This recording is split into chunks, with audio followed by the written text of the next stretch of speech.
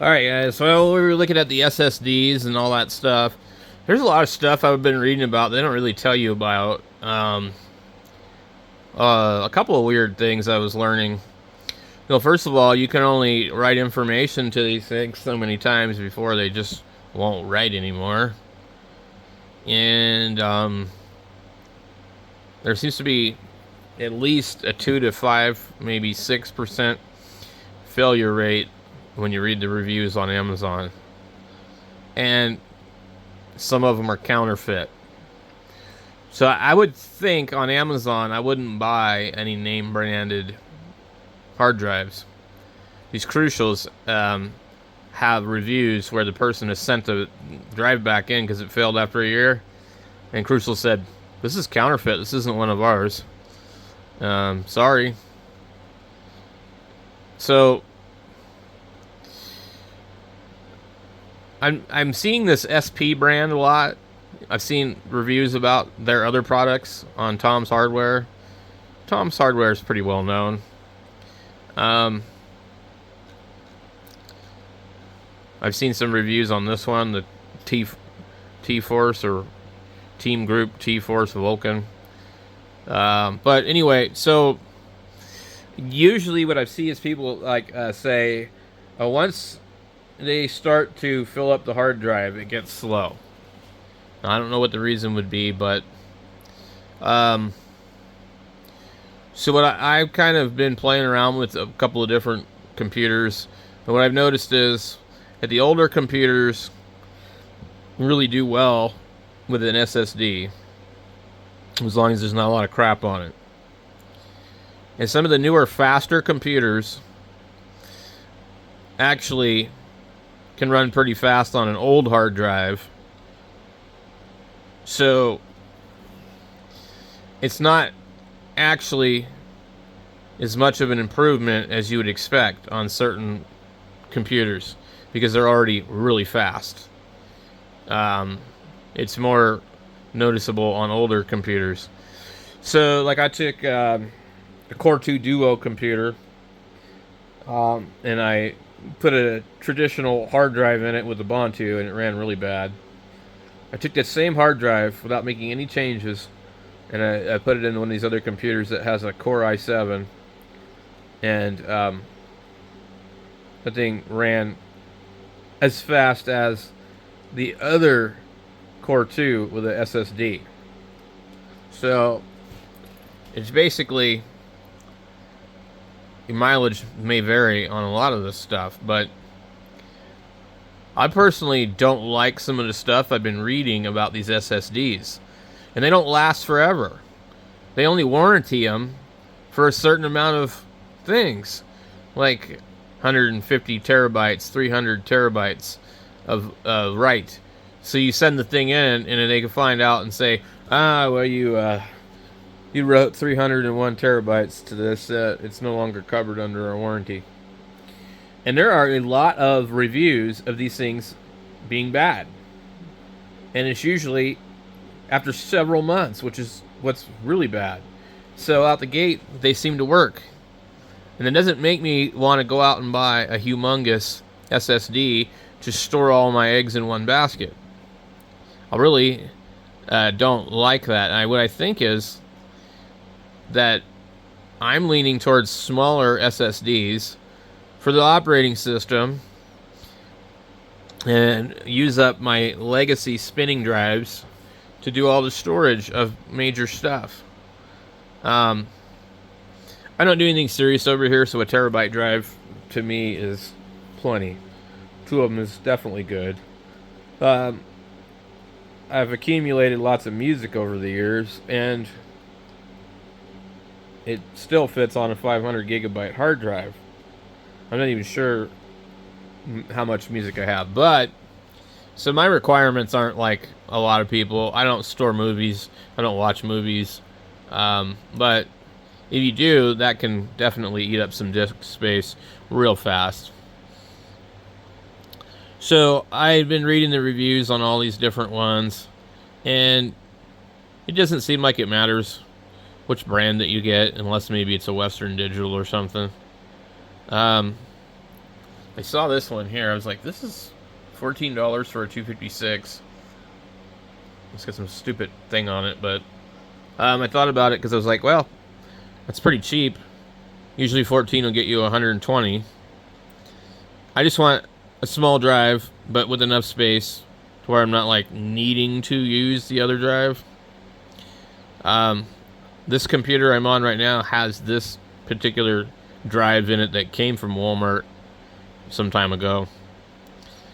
I thought about buying this one, the 210, 128 gigabytes for $12. See, that's the thing. For $2 more, you get double the drive on this. But which one's going to last longer? Is one of them going to fail? That's the question. And also, some of these are cloned. They're copied. They're fake. Companies are printing stickers and, you know. So the SP brand is silicone power. They make a lot of different stuff. But their drives have the SLC cache, whatever that is. I don't know what it is. I'm sure somebody's going to complain that this video wasn't that helpful for them, and what a waste of time. Well, you don't have to watch it. This is my adventure. If you want to come along for the ride, that's cool. If you don't cry about it. And it's always these old guys, too. They're just like, you know, just for the clarification, I'm 48 years old, so I'm not young and I'm not old. I mean, as far as I'm concerned, I'm old, but like, you know, when I'm talking about these old guys, I'm talking 60s, 70s, 80s, leaving sad ham comments and things like that on the channel. And they just can't help themselves. And it's kind of like the people that do lots of other things for negative attention. So anyway, we're just running the channel here trying to have fun. Okay, so I finally came to the drive that I actually ordered. And it's a company that I've seen some good reviews on it. They've got about just as many bad reviews as any other brand. But when I noticed this, some of the Vine reviewers had mentioned that they had thought that this company was going to be like a fly-by-night company, but they're seeing that they keep putting out stuff and offering more and more drives. So I figured, well, you know what? It's got this supposed cache, which is supposed to make it faster. It's like supposedly like a RAM storage area in between buffer, you know. So I thought, well, none of the drives I have that. This is the same price as buying another entry-level Patriot drive. The PNY drive works, but there aren't really any available in a reasonable amount of time. So I was able to order this yesterday for $27.98 for the 512. It's basically, you pay $10 more, you get double the drive. You could buy the 256 for $17, and I might do that next time if I like this drive. The problem with any of these drives is you're really not knowing if it's going to be good without a bunch of usage and time. I mean, sure, there's like some kind of program to stress test them, but I decided to go with this one. And you see that there's 4% 1 stars. And those are all going to be really bad reviews. There's 73% 5 stars. And you just, like, can't take everything seriously. But we go look at this Western Digital, okay? Here's another example. We have, it's not showing me. Boy, that's a lot of reviews and nothing's showing up. I need to click on it, I guess. We have 2%, 1 star, and 83 5 star. If we click on it here, we will see drive failed after a year, failed in a short life, almost a year's use, failed. Supposed to be new drive, not a repack. Absolutely useless.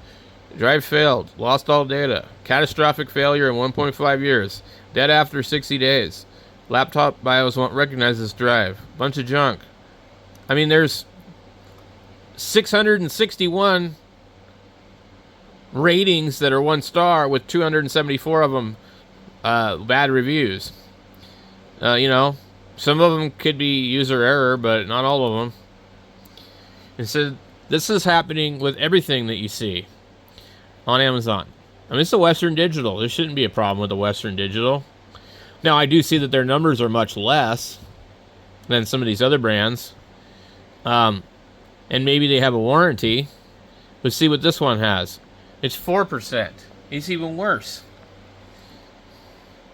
Now we go look at this one.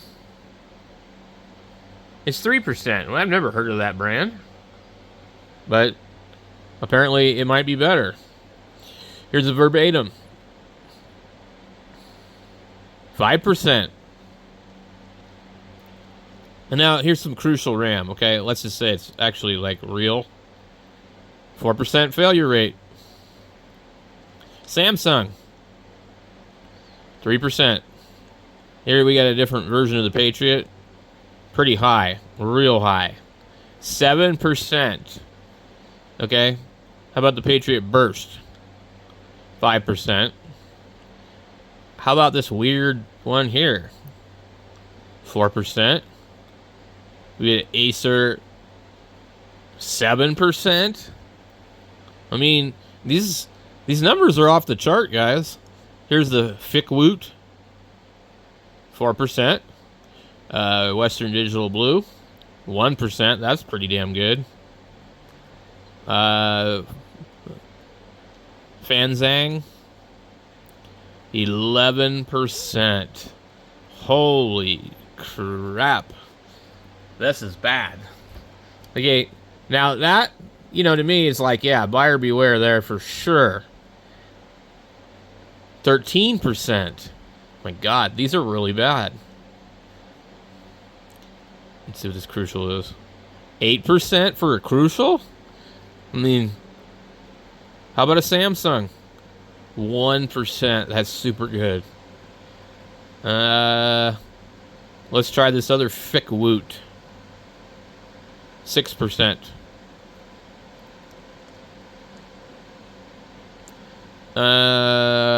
Something called 11. 18%. You guys have got to look at this stuff. You really do. But my point was that there are... Okay, what's the Samsung got? 2% on an Evo. So, as you can see, I mean, you're still going to get bad reviews on really regarded stuff. Time Tech, 4%. 2%. How about Dogfish? 4%. Crucial, 4%. This Acer is going to be pretty bad, 5%. How about this Silicone Power? I was looking at some of these ones. 6%. This one here should be bad, 5%. Crucial, 3%. Patriot, 4%. 2%. Never heard of that brand.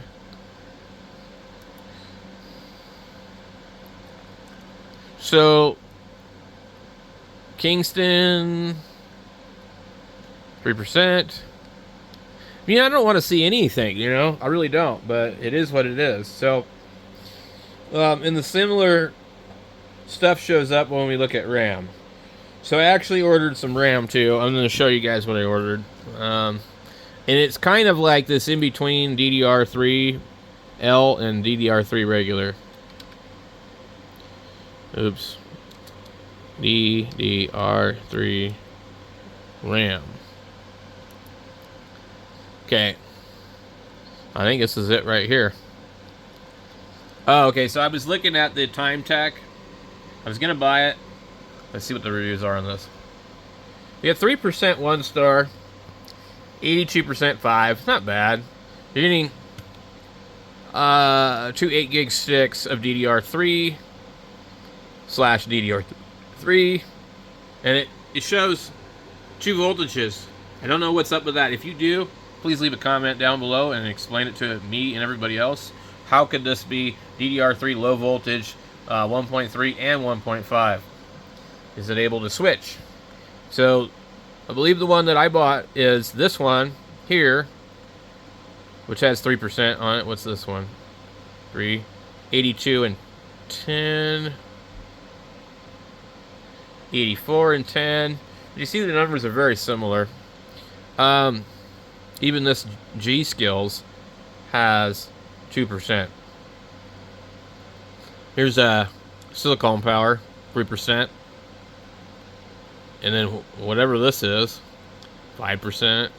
How about the Patriot Viper, 2%. Crucial, 2%. The 32 gigabyte kit, 3%. So you can get a 32 gigabyte kit, which is as much as some of my computers support. I think this one here supports 64. And it runs really fast with its low voltage stuff. It runs really fast with 3 sticks. I think there's 12 in it. It runs real fast. For me anyway. So the one that I ordered was this one here, where Team Group, I think. Maybe it wasn't Team Group. One of these two I ordered. Actually, I think it might have been silicone power. Anyway, it says 1.5 on it. It doesn't say that it's DDR3L, but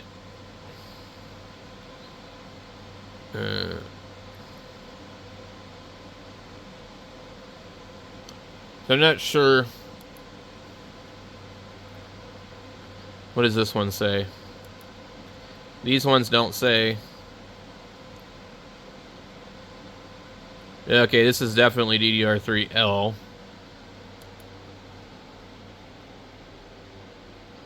Okay, so I believe that I ordered this one, which shows both voltages. And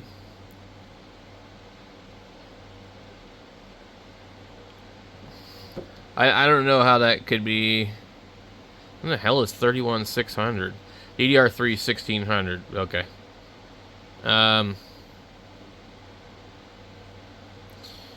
But how does that equal low voltage? So I'm not sure. Efficient performance at a lower voltage of 1.3 is applied to reduce 20% power, enabling effective decrease in hardware power consumption. So it's almost like it's like probably DDR3L, but it can be overclocked. The DDR3L UDIM is backed by a lifetime warranty to promise complete service and technical support. Anyway, I ordered this, so we'll see if it's any good. It's from Silicon Power, and people seem to like their stuff, and so that's all I care about. I'm not a gamer. I just want my computer to run really good, and I'm having fun building other stuff. So I'm probably going to I've got the one computer over here, which is an MSI gaming board. I'll probably put it in there. So anyway, I would like to run 32 gigabytes of RAM and a solid state hard drive in all of these computers, and then put 64 in here. And so that's probably what I'll end up doing eventually. I'll go to 64 in here and see if it really does anything. I need to get 64 gigabytes of low voltage RAM for this particular i5 processor. This is the one that they made. What do they call it? A Sky Lake or something. Let me see. DDR3 64 GB. Just to see what we pull up when we do that. $49. And that's actually like super cheap when you think about it. You're not even paying $1 a gigabyte. Yeah, 4 by 16. That's a pretty good deal. It's registered RAM. You can't use this. This is for a server. HP workstation. Yeah, that's why it's cheap. Why are we seeing all this stuff? I want non-ECC, right? I mean, I think. Here we go. DDR3L. It needs to be DDR3L just because this computer is the only one that's capable of 64 and it requires low voltage RAM. And they say that if you don't do that, you will eventually damage it. So if you were to buy a 16 gig kit, you'd put 16 in it with 2 slots. Let me see here. 32. I don't want to look at the SODIMM. So you could get something like this one and buy 2 kits, maybe $34, $35. And just pop them in there, and that would be good. So what I'm going to do is order 16 at a time. I get a couple of other sticks that could be used in another computer if I make some changes. Oh man, where is the DIMM desktop memory? Okay, so you get 32 for 37. It's not really a good deal. 16 for 17. Well, so to get 64, you would need 8 gigabyte sticks. And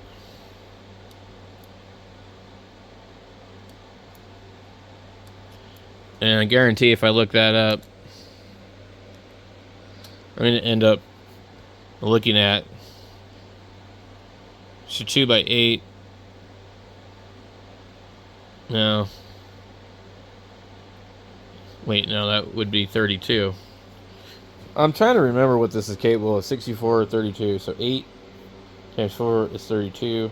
You need the 16 and 16. Jeez. I don't know. That might get expensive. 16. Let's see.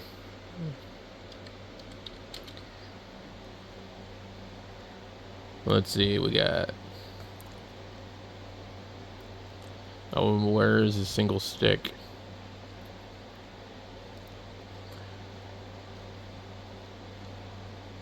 $27.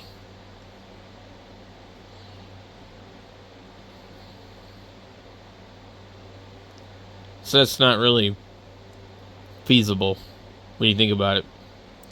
Single stick for 27. It's not bad. I mean, like, compared to what stuff used to cost. 77 for 2. Oh my god. Anyway, guys, thanks for watching, and I'll let you know how this stuff works out when I get it.